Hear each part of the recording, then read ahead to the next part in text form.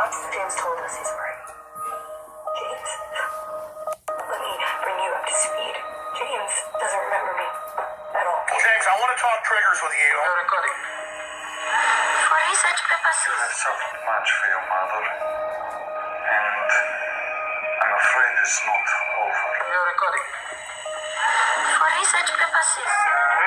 is Grand Rapids, Michigan, a town becoming widely known to dentists and municipal authorities as tooth decay. The children in Grand Rapids have less tooth decay than they did 6 years ago, as much as 65% less. Grand Rapids' fight against tooth decay started in January 1945 when fluoride was added to the water supply. This was done as part of a study to determine the effect of fluoridation on tooth decay. Participating in the study are city officials, dentists, Michigan State Department of Health, University of Michigan, and the U.S. Public Health Service. After 6 years of fluoridation, the study shows that the 6-year-old children who drank the water from birth had 65% less tooth decay. The 7-year-olds, 45% less, and so on. Even the 16-year-olds who started drinking the water when they were 10 years old received some benefits, 16% less tooth decay.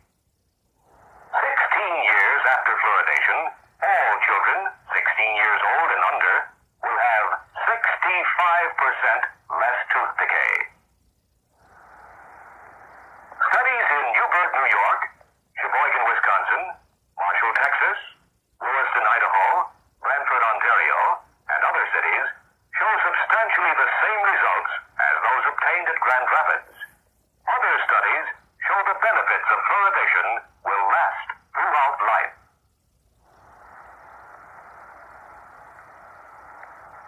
Most of the many communities now fluoridating add sodium silica fluoride or sodium fluoride to their water. Another compound also used is hydrofluorosilicic acid. All three are effective and cheap. Clearly and utterly satanic to me. In a town of 5,000 population, the daily amount of the fluoride compound used and its cost is sodium silica fluoride, 7 pounds, cost 49 cents. Sodium fluoride, 10 pounds, cost $1.20. Hydrofluorosilicic acid, about 2 gallons, $1.61. In selecting one of the three compounds, the size of the town and its water plant facilities are considered. 3 types of feeders are used to add fluoride compounds. One is the solution feeder, used in towns up to about 20,000 population. Another type is the volumetric feeder, a dry feeder for towns of from 1,000 to 120,000. The third type is the gravimetric feeder, for feeding the dry compound in cities of more than 120,000. All 3 feeders, the solution feeder, the volumetric feeder, and the gravimetric, are equipped with automatic controls and have long been used for adding chemicals to city water supplies. Red flags. Generally, the fluoride content of the water is determined by the colorimetric test. In this test, a color indicator is added to water samples. The color of the samples is then matched with the color of standards containing known amounts of fluoride.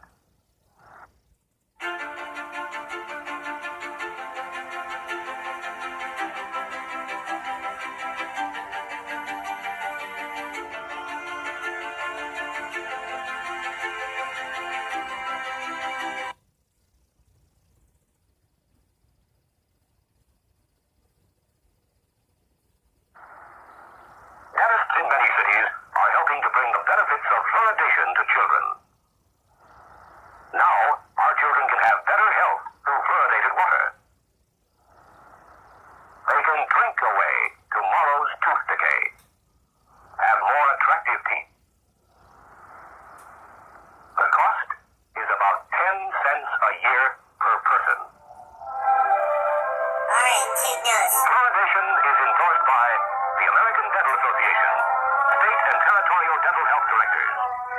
Association of Public Health Dentists, Public Health Service, Federal Security Agencies, state and territorial health officers, American Public Health Association, and the American Medical Association.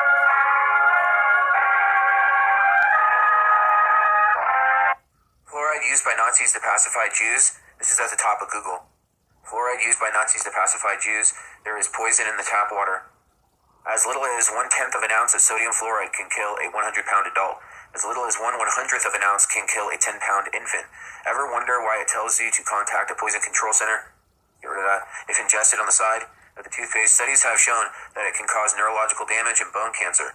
Both Hitler and Stalin used it to sterilize inmates and make them docile. It is a toxic waste byproduct of the aluminum and tin industries. Well, I know that one's correct. It's a byproduct of the aluminum and tin industries. It is the primary ingredient of rat and cockroach poisons, or rat and cockroach death, and a basic ingredient of both Prozac and sarin nerve gas. Here's a reason to support a Florida county's decision to cut fluoride out of its drinking water.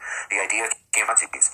Nazis put fluoride in water to pacify the Jews during the war. A local resident told members of the Pinellas County Commission on October 4, 2011, before the commission voted 4-3 vote to stop fluoridating water for about 700,000 residents.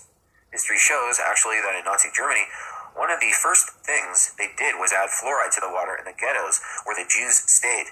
Matt Leffner of Clearwater said, once the St. Petersburg Times published its story about the decision, similar anonymous comments on the web piled up. Do you guys know where water fluoridation started? In the death camps in World War II. There have been many links to cancer going back to the original test on fluoride done by the Nazis on the Jews. It is what they used to dull their brains. They used it in the concentration camps. It was in the concentration camps that they also developed many antipsychotics. One reader declared the Nazi fluoride connection an absolute historical fact. Several readers linked to sources on the web. Certainly Nazis who killed millions of Jews in the 1930s and 40s were known for chemical tests to and inhumane medical experiments. So PolitiFact Florida had to know, did that include adding fluoride to water? And that's where it ends. Well, Vice has it wrong straight from their title. It says, a deep dive into the conspiracy theory that the government are controlling us with fluoride. I just think it makes you docile, doesn't it? Is fluoride in our water the biggest public health cover-up of our times, or just truthers having a rant? Wake up, sheeple. By the way, the Illuminati is real. On the web, there are a few black holes more enticing to fall down than the Great Fluoride Conspiracy. Some would call it the ramblings of paranoid truth gurus who spend too much time maintaining their dreads and making YouTube videos about Atlantis. Others insist that it's the largest mass control experiment of our times. Where does the truth lie in an argument taken up by both sides with near religious conviction? It's almost impossible to decipher. Perhaps it's somewhere between the two. The idea in a nutshell is that the governments put fluoride in our water supply in order to negatively affect huge populations for their own financial gains. Well, that's wrong too. It has nothing to do with money, but for their own financial gains. So that's kind of, that guy's not, the writer of this is not that stupid. So they intentionally get part of it right and then part of it wrong. I don't know. You see what I'm talking about though, right? And then the governments put fluoride in the water to negatively affect huge populations and for their financial gains. That fluoride is actually a strong tranquilizer in disguise. That the U.S. want their citizens to be zombies, but it does it mildly. But it also reduces your IQ, and it also dulls you out. Fluoride in higher doses, they use it in medication to calm people down, or to say they're calm.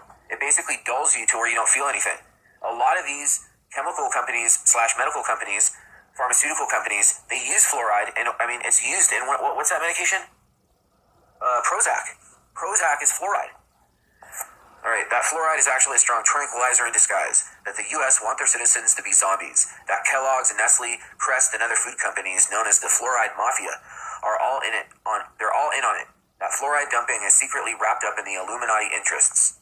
If you dig into why water fluoridation began, you find a convoluted, suspicious mess. According to the conspiracy theory, the name of the company with the biggest profit to be made from water fluoridation was Alcoa, or ALCOA, Alcoa. The Alcoa company had an unlimited supply of toxic waste, a byproduct of aluminum, aka fluoride. At their lab, a cola-sponsored biochemist did a test on rats and showed cavities were reduced with the fluoridated water and concluded that the case should be regarded as proved. So hold on, I'm just going to say this Acola probably is not, they picked some story that would seem ridiculous. So I guarantee if you look at people, around 5.7% of the world's population, receive artificially fluoridated water in about 24 countries, including Australia, Canada, Ireland, and the United States, and the United Kingdom. Since the 50s, there has been relentless debate over whether there's any real reason to do this. Early conspiracy theorists declared that it was a communist plot to weaken American public health. It might have been, but the people back then didn't know who was doing it. It might be still the same communists that are in, right now. But they're not communists. They're they're traitors. But there is communists, but I don't know if you classify who's doing this as communists. I mean, they have a bunch of ists and things and stuff, but these are the people. I mean, there's things such as the chemtrails that are above. All right, I rambled on there for a minute. All right, so they declared some things that it was a communist plot to weaken American public health. Many have argued from a moral and ethical view that the public haven't chosen to be consuming it, and so it's against individual will. Also, would you drink sunscreen? You know what I mean? You put sunscreen on. If it's so good for you, why don't you just put it on your teeth? Why do you have to drink it and ingest it? That goes through our entire body. If it is for the teeth, it's just such a weird thing. It's let me take care of my teeth. There's plenty of dentists around. Let me brush my teeth. Let me put on the treatment on the teeth or whatever. And I do believe that it helps with the teeth. You know what I'm saying? But we don't need to ingest it. Anyways, so blah, blah, blah, communist plot. Many have argued from a moral blah that the public hasn't blah consuming it, so against our will is what it is.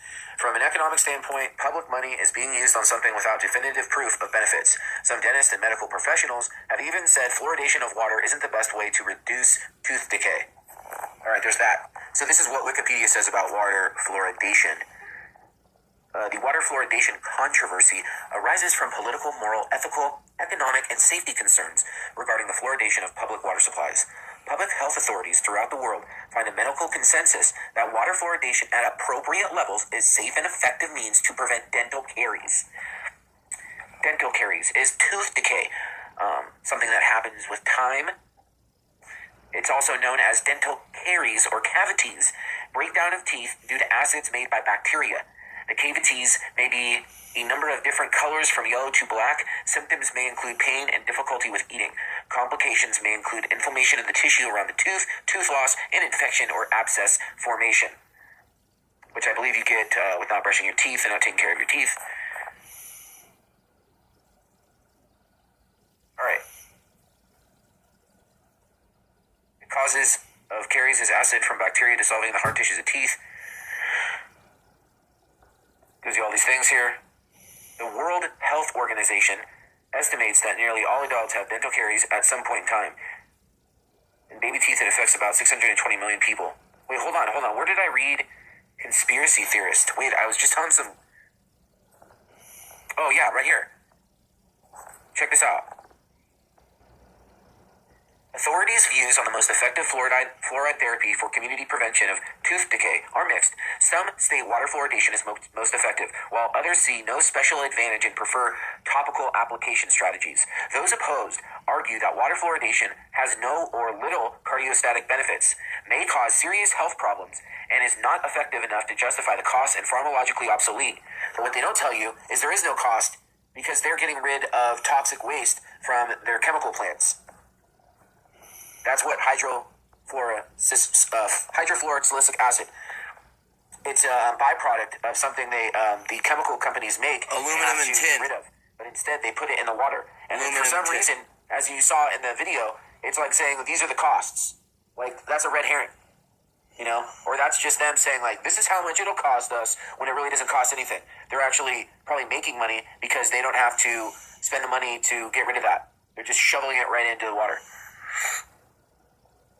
All right, so you check this out. Opposition to fluoridation has existed since its initiation in the 1940s. During the 50s and 60s, conspiracy theorists claimed that fluoridation was a communist plot to undermine American public health. In recent years, water fluoridation has become prevalent health and political issue in many countries, resulting in some countries and communities discontinuing its use while others have expanded it. The controversy is propelled by a significant public opposition supported by a minority of professionals, which include researchers, dental and medical professionals, alternative medical practitioners, health food enthusiasts, a few religious groups, mostly Christian scientists in the United States, and occasionally consumer groups and environmentalists. Organized political opposition has come from libertarians in the John Birch Society and from groups like the Green Parties in the UK and New Zealand. Proponents and opponents have both been criticized for overstating the benefits or overstating the risks and understating the other, respectively. Systematic reviews have cited the lack of high-quality research for the benefits and risks of water fluoridation in questions that are still unsettled. Researchers who oppose the practice state this as well. According to a 2013 Congressional Research Service report on fluoride in drinking water, these gaps in fluoridation scientific literature fuel the controversy. Public water fluoridation was first practiced in 45. So they're saying 45, after the war.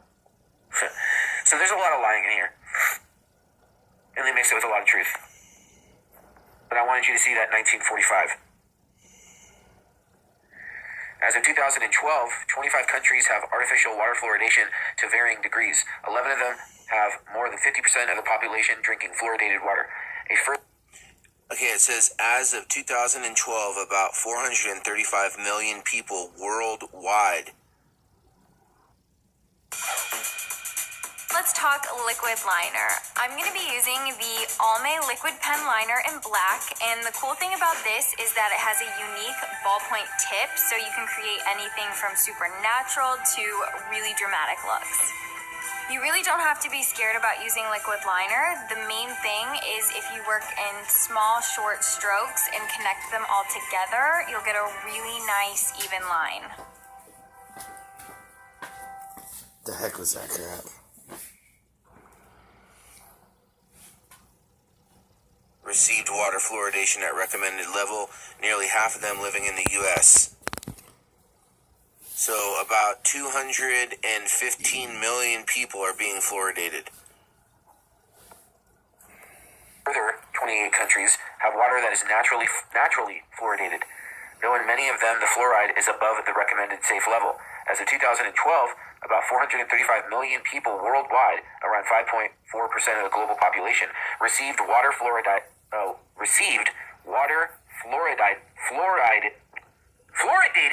at the recommended level. Nearly half of them living in the U.S. Half of them living in the U.S. So okay, let's just end it there. Sorry about my reading. It was very terrible.